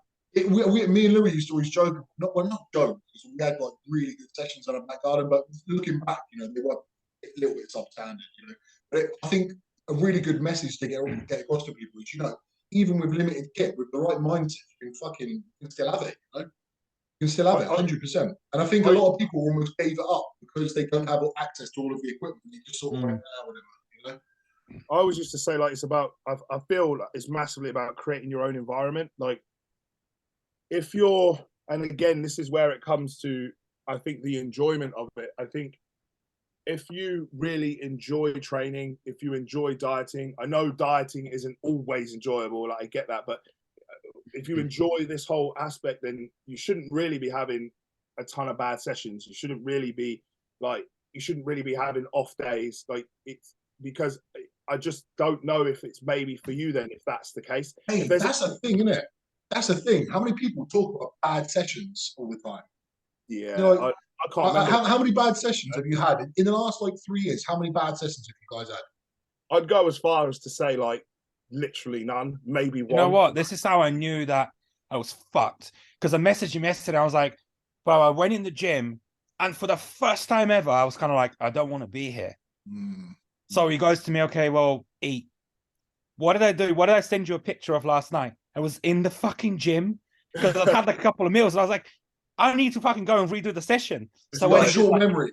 As soon as you eat, you're like, fuck it. This guy fucking trained legs, quads twice. Yeah, I did, and I didn't redid my session. That was a great session. But I'm one of those people that training is like the best part of my fucking day. Rest days are really hard. I find them hard to like because I'm. Look, I look forward to my rest days, but I only rest one day. But I look forward to like by the end of that week, I'm like, oh, I get to rest tomorrow. I'm happy about that because it's like different. It's like if it is a Sunday and then you've got like the time with family and like I take for a walk but again I'm occupying my time. It's not like I'm rushing around to make time to train. Yeah, okay, well, there's two ways. No, so physiologically, I look forward to the rest. My body wants to rest. Psychologically, I don't want to rest. My brain loves that stimulus of going to the gym and like getting the rush of dopamine. Truth be told, on a rest day, when it gets to like 8, 9 o'clock at night, I'm like, oh, I get trained tomorrow. I get to train tomorrow. Yeah, 100%. In my head, I'm thinking, like, well, once it gets past 8 p.m., I'm like, oh, sweet. Once I get up in the morning and I'll be training tomorrow. Yeah, 100%. I found, for anyone that doesn't know, two of my setups I train twice a day, so that might be something that you want to run over because I know Charlie was interested in seeing how my sessions are laid out. So. Yeah, see, I want to ask you about that because that never made sense to me. Like, if you say because you do what, chest and then AM and then triceps in the PM. No, so I have 6 different days. So it's 3 on, 1 off. So I train Monday. So I train chest at midday, and then I'll train delts at 7. Okay, and then I'll train the next day back at midday, and then arms at 7. Then. The day after that, I'll go in and train legs, just 1 session. Then I'll rest. Then I'll go in the day after that and train chest and delts, 1 session, arms 1 session, back 1 session, then rest and go back round again. Oh, okay. No, because I've seen people they're like quads in the AM and then hamstrings in the PM. I'm like, that doesn't make sense because even if you can't perfectly isolate the quad to where you're not engaging the hamstring or the glute at all. So then, I know that the boys, I know that Jimmy and Neil train that way. I know they basically what you're trying to do is, from my understanding of it, which is still very new, like you're trying to do either isolating very strong body parts, not strong as in strength. I mean, like yeah. Look, yeah.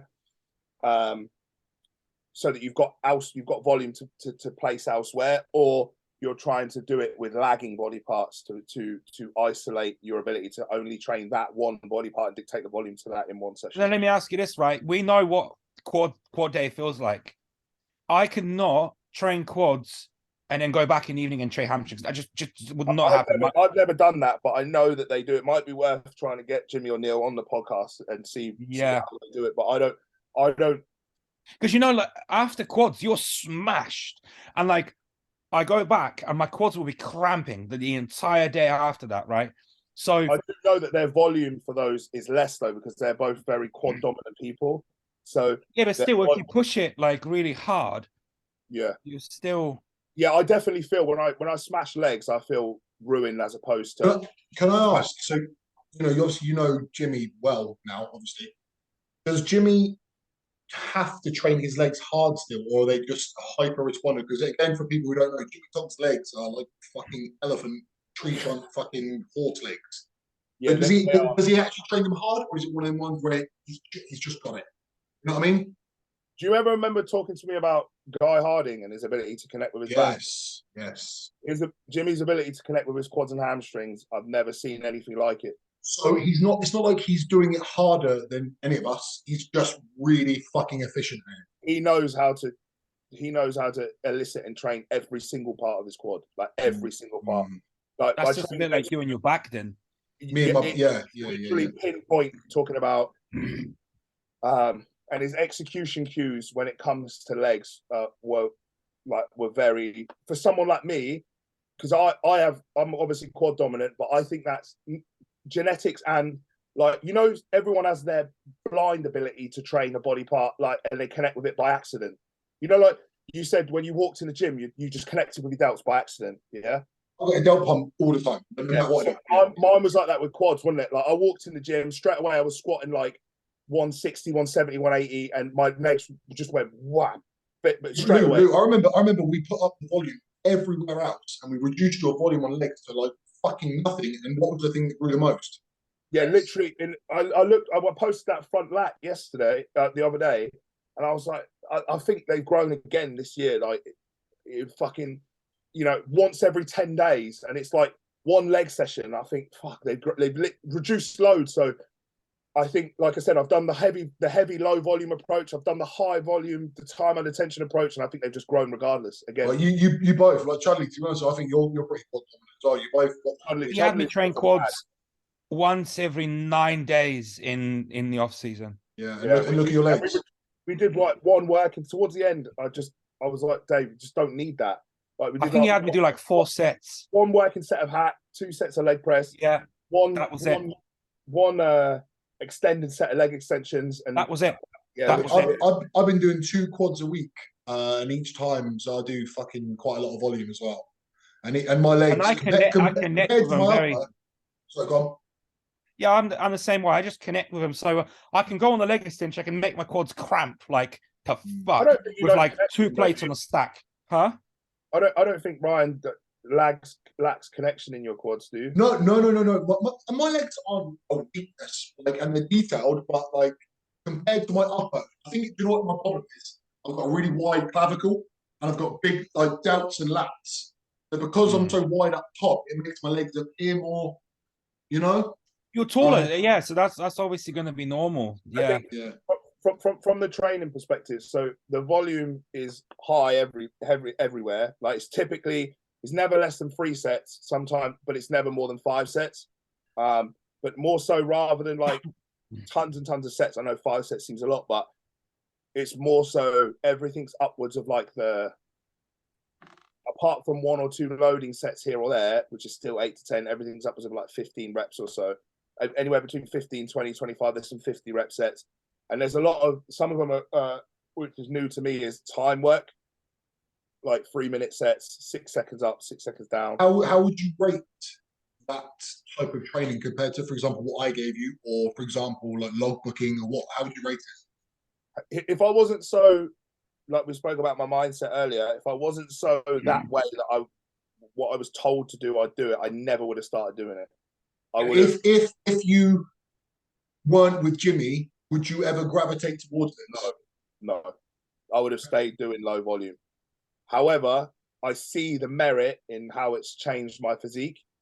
So after seeing the merit, as long as I'm bodybuilding from competitively, I won't go back to low volume, because I just know, like, I just know that it's made my physique better. My arms have grown quite a lot, I would have said, over the last year, or since doing it. My delts have grown quite a lot over the last doing it. My back, this literally a 0 responder, has grown a lot. It's grown more so than I felt like it did. Because I trained a year with Jimmy low volume, and then I've trained almost a year like high volume. So enjoyment wise though, do you enjoy that? Would I like to load more? Yes, for sure. Like, as in, I'm not fussed about doing triples, 4s, 5s. Would I like to do something quite heavy over 8 or 10 when I get the opportunity to do it? I love doing it. Yeah. Because, you know, we had that chat, and you were like, you sent me the kind of like the program, and you're like, try it if you want. That's how I would do it. That was what I modified in the way that if I was doing it, I would do it that way. That's how I said to you, like, I'm not gonna lie, like, I would not 50 rep sets or like 100 rep sets. I said, like, I won't even try it, because I would not enjoy that. So for me, I know that enjoyment comes first. Yeah. So I'm kind of somewhere in the middle. 3 to 4 working sets, 10 to 25 reps max. How do I say about enjoyment? And I get that 100%. I probably only spoke to a few people about this. like, I'll be open because I'll when I come on podcasts, I want to be open. If this was a few years ago, I would have said, and I spoke to Ryan a few years ago and said, I want to do deadlifts out of enjoyment. Can we please put them back in? I remember conversations like that, yeah. But I also hate not winning, and I hate the fact that I haven't won yet or done well. And so that to me far outweighs enjoyment, far outweighs it. I would go as far as to say that whatever I feel is making me progress and get closer to winning would be what I would do right now. So that's an interesting one, isn't it? Because I personally agree with that. I think the enjoyment comes from being good, not just because it's heavy. Like the fact that you know that you're improving, that's where the fun comes from. But I feel that you can only understand that with the disappointment of not doing as well as you think you could have done. So have you if it's not been your first, if you haven't competed yet and you haven't felt what it's like to not do that well, or we went through a torrid amount of emotions. We thought we were going to do really well at a show, and then I didn't place at all. That Hampshire show, we thought, that's on. I remember it specifically. I remember looking at you in the crowd. Harsh, though, wasn't it? Quite harsh. It was quite a harsh decision, that, considering, granted, there's been some shows where I'm like, no, I had no business. I should right. That particular show, and I hate saying, I should have. That particular show, it felt like the whole crowd was shocked at that, right? I don't know if you remember that specifically. Yeah, of course. I feel like you deserved a second. Yeah. And for me, I felt like that would have been an important moment then. I think could have maybe elevated me to do a bit better as I went forward over the next few months. Interesting to think. Imagine if that had happened, and then what would have? Yeah. That's a good one. So, and this is not feel sorry for me. This is right now. In my head personally, I couldn't give a fuck about enjoyment. I could not care 1 ounce of. I just want to win at this point. Do you think if you won that time, you would have gotten a little bit relaxed and you were like, well, it's fine, I won, and you wouldn't have worked as hard as you worked in that off season to where that translated to a completely different look? We had a monumental off season off the back of that, where it was 16 months we did straight off the back of that.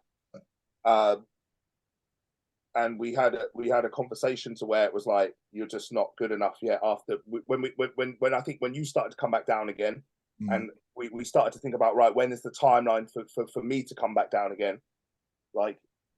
It was very much like, nah. So we did that alongside this.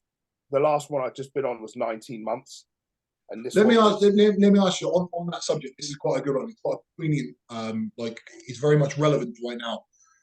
Your opinion on, and I think you know my opinion already, and I'll never shy away from saying, what do you feel about pushing up to 70+ pounds above stage weight? And I think you know my opinion. It's just an opinion. It doesn't mean I'm right. I'd like to hear your opinion on that. Pushing up so dramatically above stage weight. So I was 220 last time. You think it's wise? Do you think it's what do you think? I think, and there's an element of it that's person dependent. So, like we discussed, how does that person handle food? Does he have a large appetite? What's he like when he gets up there? Is he mobile? Relative, is he fairly mobile? What's his training like when he gets up there? What's his overall health markers like when they get up there? What type of peds have to get him up there? How much food has to get him up there? And what the guy's aspirations are. So I think those are, I might be missing a few things, but those are all encompassing of what I think goes into that. And I think I tick a lot of those boxes, as in my appetite. I don't enjoy eating. I'd rather go hungry, but I think a lot of that's goal related. I think if I was to not train at all and to not bodybuild, not do performance enhancing drugs, not do none of that, I'd be fat. But I think I'd just be a chubby, fat kid. Yeah. So I've got the ability to add body weight quite easily. It's very much harder for me to go the other way. Was drug usage fairly conservative early on? I wouldn't say conservative by a long shot, but it wasn't bananas. later on down the line, it was higher, but I wouldn't say it was. Was I having to do supplements to aid my hunger, to aid my appetite? No. Performance? Sorry, what? Performance in the gym? Well, once the final 20 pounds of that was when I switched over to high volume. So it'd be hard to gauge performance from a strength perspective, but from a pump perspective, the pumps were pretty nutty because the sheer amount of like 1,200 carb a day. So the pumps were pretty. Plus, the training style was new. So obviously, your excitement with any training style is like you're ramped up and you're like, "Fuck, this is new." So, it'd be hard to gauge a performance. Were the higher rep sets hard? Yes, but I can't tell if they were hard because I've never done 50 rep sets of leg extension before. And so some of it was because of that. Some of it was because I was fucking 290 pounds plus. So, well, I think my gripe and groan again, and I say it's right to your face. It's not like I'm like being like super negative, but I think you suit me in off season really well, and I think you carry more body fat than it appears. So you at 296, you don't look that dissimilar now. Like what I'm saying is, you look really good then too. Do you know what I mean? So it's deceptive. And I think that what ends up happening is you end up having to do like a 6 to 8 month prep based on the fact that you went up so high. And I personally don't know if it's a wise move. Again, you can disagree with me, that's fine. But that would be my. The only thing I would say is we tried it both ways and it was equally as hard to come down. So I remember the last one with you and me, I didn't let you go above 120. Do you remember? Yeah, 260, wasn't it? Yeah. We said 120, and then when it comes to coming down, 1 kilo a week for 20 weeks. And it was still still hard. Yeah. So I can only base it upon the trajectory in that I've dropped 2 pounds every single week since I started prep. Food is all right. It's not relatively low. Fat burners are in, but they're not crazy high at the moment. Like 80 milligrams of Clen, 37.5 T3, 100 milligrams T4. What are your calories, do you mind? As well? What are they? I'm one of those where I don't actually work it out because I just fucking don't work it out. But I would say, so I still have around 60 carb in 5 out of my 4 meals on a training day. So the last meal is 0 carb now. So I'm still on about 300 carb on a training day, and protein was always about 300, and fats are fairly low. So I'd say it's not mega high, is it? It's not mega high. I'd say around the 3,000 marker on a double day, maybe slightly. And then I'd say rest day, even on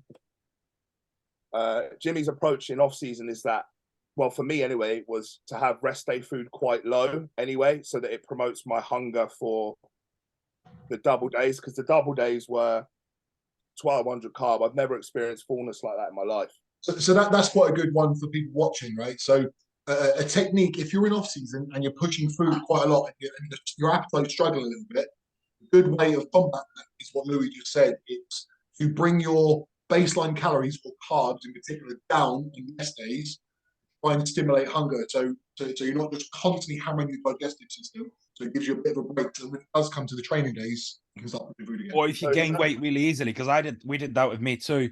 And if we had done, and bro, my food wasn't like stupid high. Like I've said before, I can gain on like under 5,000 calories. But if I have 5,000 calories every fucking day, I just get fat.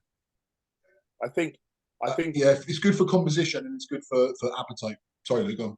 I only made one adjustment to my training day food and my non-training day food in the last 10 weeks. So it was 60 carb for just 6 meals a day. So it was in the low 3,000s, like on my off season, but on my non-training day. But then when you think about the offset of having to do 7.5 on a double day, where granted a lot of that was liquid, a lot of that was cyclic dextrin,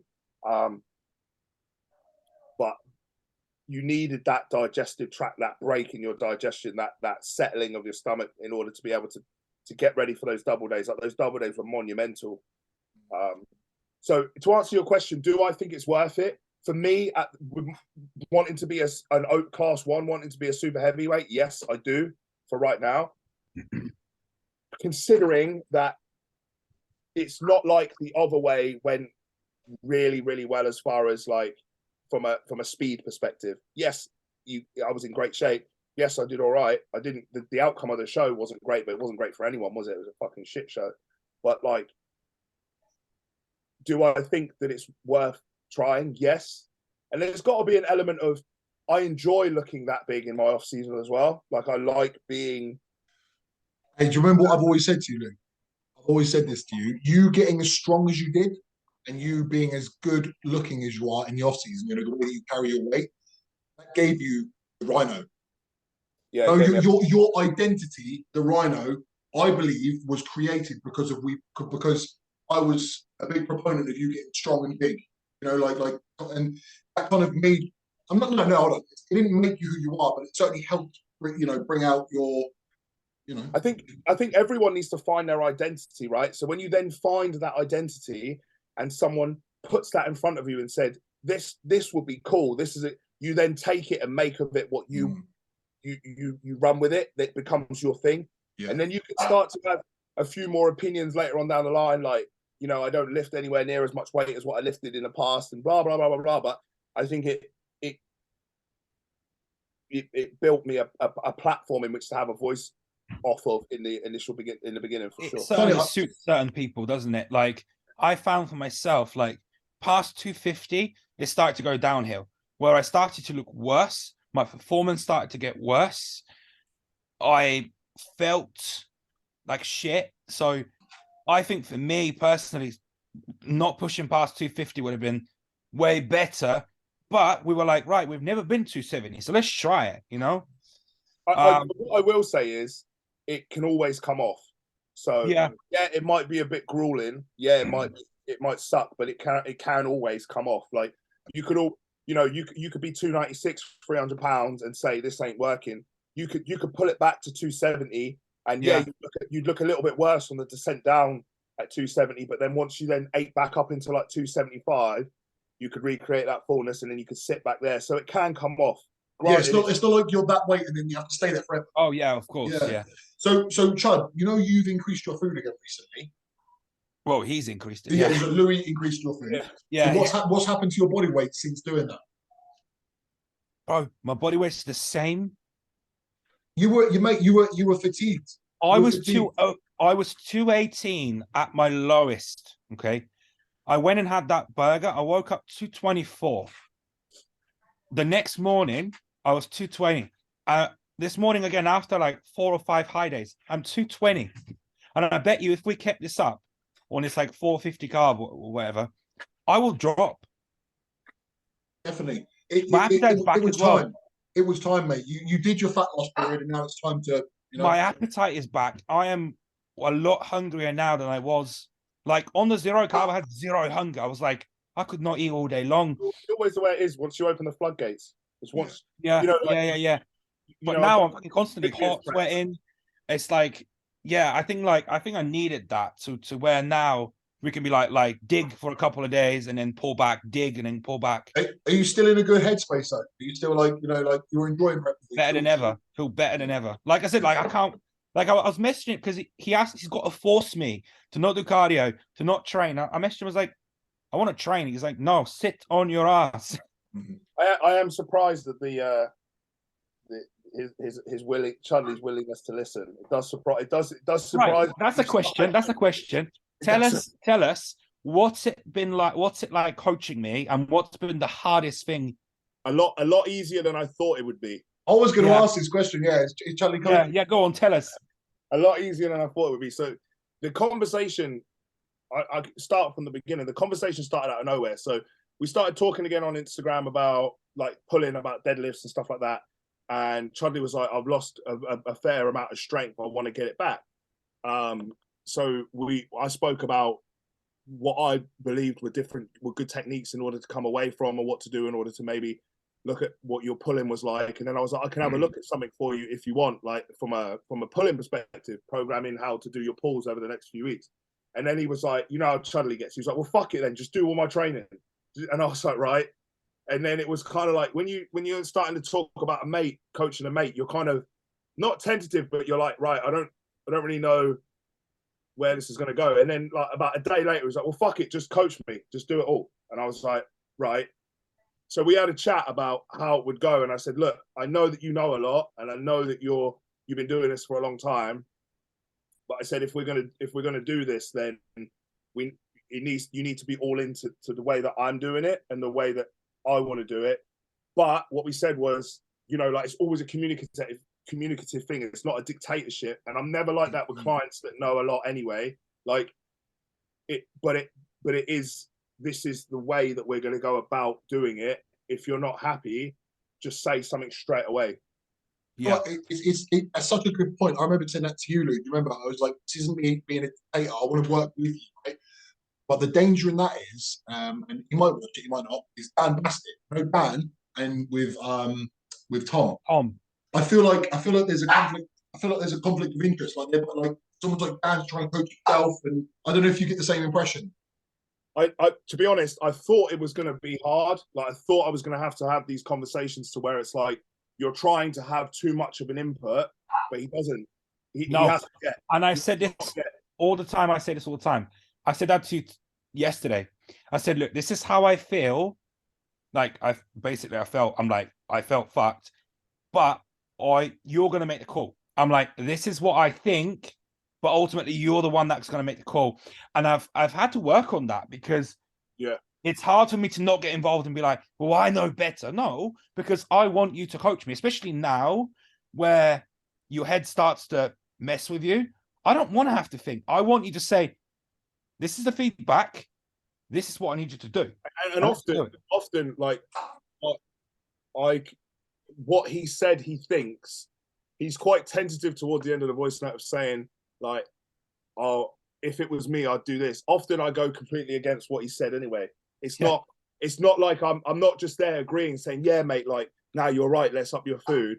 I tell him the reason as to why I don't think we should. I tell him the reason as to where I feel that we're at. And then I give him the reason as to why we're doing it. Because from what I've learned about Dave is, and like, he needs to know why we're doing it, for how long we're doing it, and what the end purpose is that we're doing it. I think this is a great coaching point. Like with all my clients now, every time I make an update, something I've been doing for the last 2 to 3 years now, every single time I make an update, I explain why. Because I think it really helps someone's mindset, like if they actually have specific why. And more often than not as well, I should imagine Chadley's feedback is like, I'm speaking to you, Chad, I think you would just go low all the time. You would just hammer yourself into the ground. So you need someone like Louis to tell you that. This was the thing, right? Because I was kind of like so eager, and he'll be like, how do you feel? I'm like, I feel great. I'm not even flat. I feel amazing. Let's carry on. And he'll be like, okay, fine. But then it got to a point where he would kind of see me and he'll be like, you're not fine. You're not fine. We need to change this up. And even then at that point, I'll be like, do you not think we should maybe do at least one more day of that? And you'd be like, no, I need you to eat today. Like, from both of you guys know, and it's so much for anyone listening, it's so hard to make that call for yourself. That's why I have a tremendous amount of respect for people that coach themselves. You did for years. Someone like Josh Malley, like, that's phenomenal. To coach himself to a pro card is literally phenomenal. Like, to have that ability to separate yourself from yourself, because there's been certain points with Dave, and this is what makes me very comfortable about going through this prep. Is one, we had an off season together where he did everything that I said to do, and two, at some points over the last few weeks, I've been very blunt in the sense that you're not training. Like, I know that you want to go train, but no, like it doesn't. I'm waiting. This is you and me. I'm waiting for the response of like, oh, I went and trained anyway, but it hasn't been that. So no, but I did message you to be like, can I at least train? And you're like, no.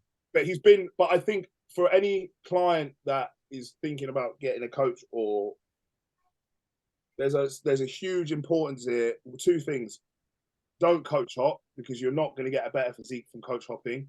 Like, 7 years I've had 2 coaches, 15 years you've had 1 coach, and Chudley's had 2, 3 max, right? So, well, I'd say you're like my longest So you never had a coach for an extended period of time. no, never. No, I mean, I did a probably like a month with Martin, but that was kind of so he can finish off my diet, which is never a really a way to do it. But it's because I've never had the trust in anyone, and I think this off season is what gave me that trust where I'm like, okay, I can trust this guy. He know what he knows.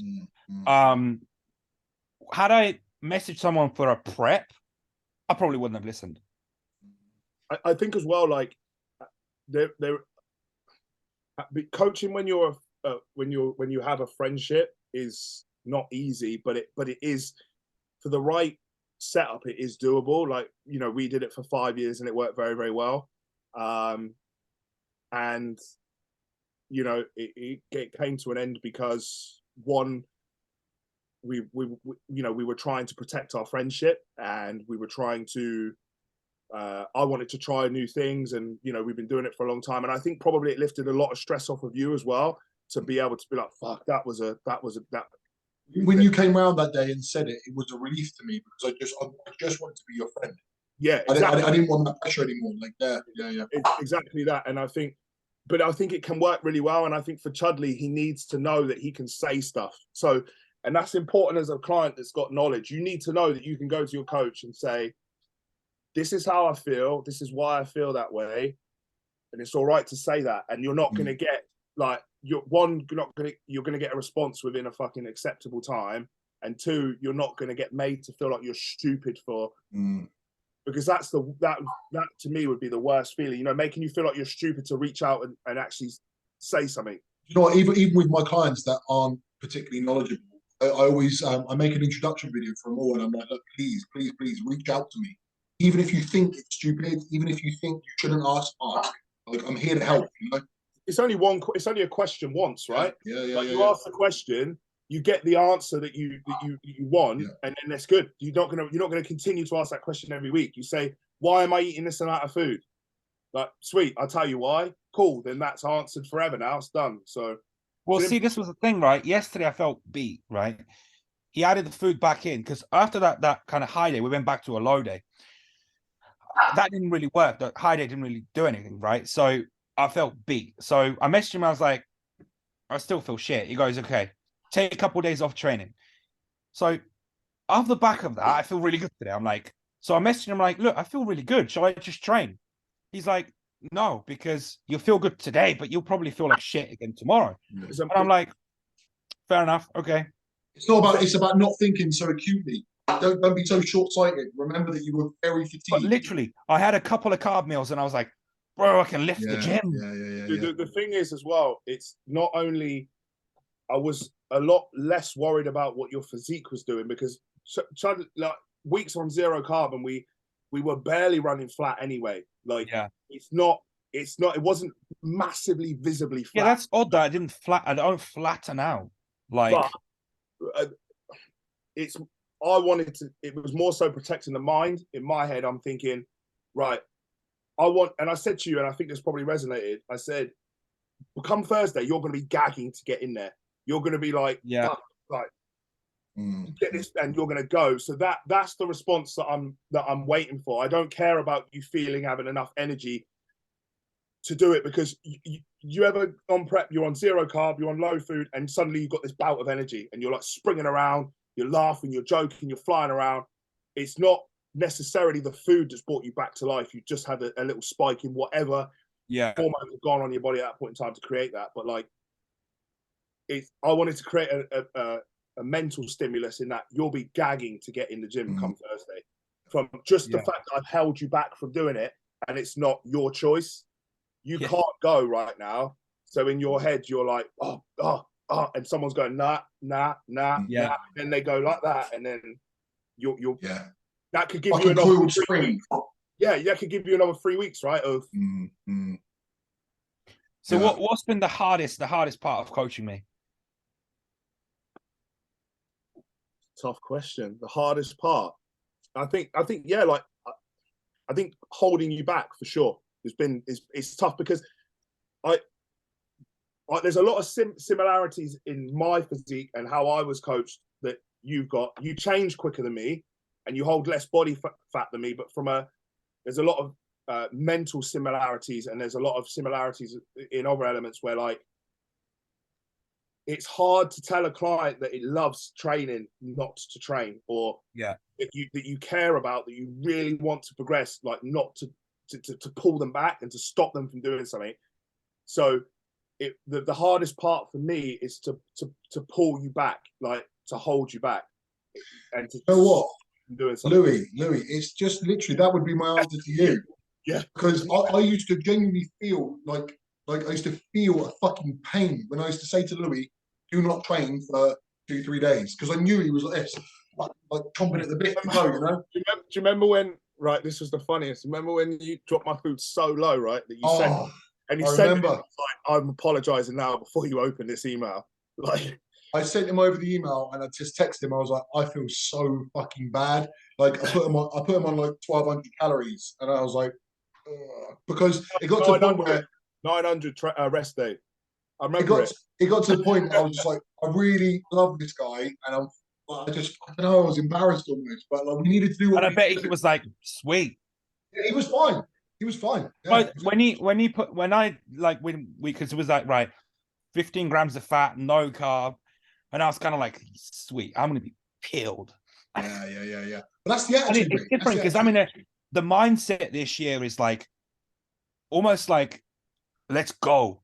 In previous years, you would have done that. In previous years, fuck no, I would have been like, fuck this shit, I'm not doing that. I have noticed a change. I have noticed a change in how in the approach in what he has. He's a lot more mellow in regards to, right.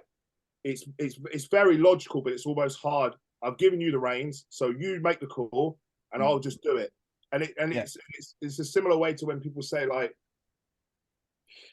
yeah, like, do you like that Milos style of training, that approach to food, the approach to insulin, the approach to all these things, that Jimmy's way of coaching. But that's what I pay Jimmy for, though. Like, I pay him for his method and his style, and that's what I take on. Isn't it funny how sometimes people want the coach, but then when the coach doesn't give them exactly what they want, they think it's a bad thing. Well, imagine you went to Jimmy and he did it exactly how you would do it. Well, what's the point of Jimmy? I'd almost be like, yeah, like, what are we? Yeah, the fact that it's like with Martin does it the way that I wouldn't do it. But that's what I love. That's what I love. You know. What would you say is like Martin's biggest, like, best attribute, like, overall? I know it's quite a blanket statement. Yeah. But... Well, I kind of like, so today I sent him over a video. He goes, "Can I have some post-workout videos?" You know the one I posted today? I sent him that, and he literally FaceTimed me within 2 minutes, and he was like, bro. He was just so buzzing for me. So he's so invested in me. He is so invested in me, and Martin's like that with everyone, though.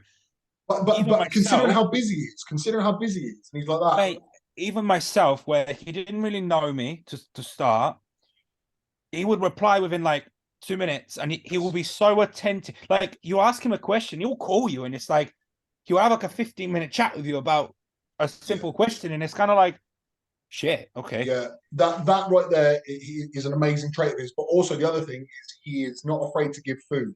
Like tomorrow, I don't know. Like, he's literally just tagged me in it now. Tomorrow, I've got 1,500 grams of carbs.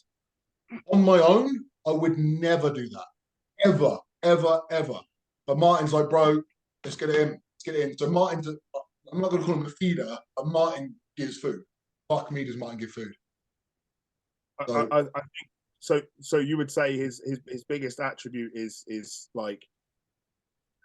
I've heard a lot of positives about his ability to peak, right? Like peaking athletes. So he's amazing at peaking. He's amazing at dealing with heavily muscled bodybuilders.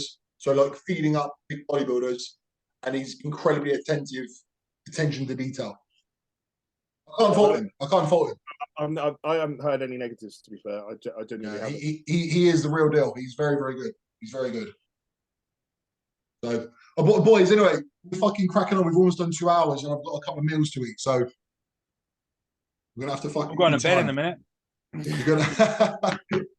Well, normally like 8-ish. I come upstairs and I go to sleep because I'm up at like 3, because obviously with the puppies and that we've got now, absolute fucking nightmare. Yeah. Wait till they Be a get fucking big and big ugly. workout for you, man. But mate, thank you so much for coming on, Lou. I appreciate your time, mate. Thanks for having Been a me. pleasure, Yeah, man. bro. I mean, we could be sat here chatting for like 4 hours. That's the thing. If I didn't stem it now, we would keep going. So Yeah. All right, boys. All Catch you right. later on. Catch you Right. later on.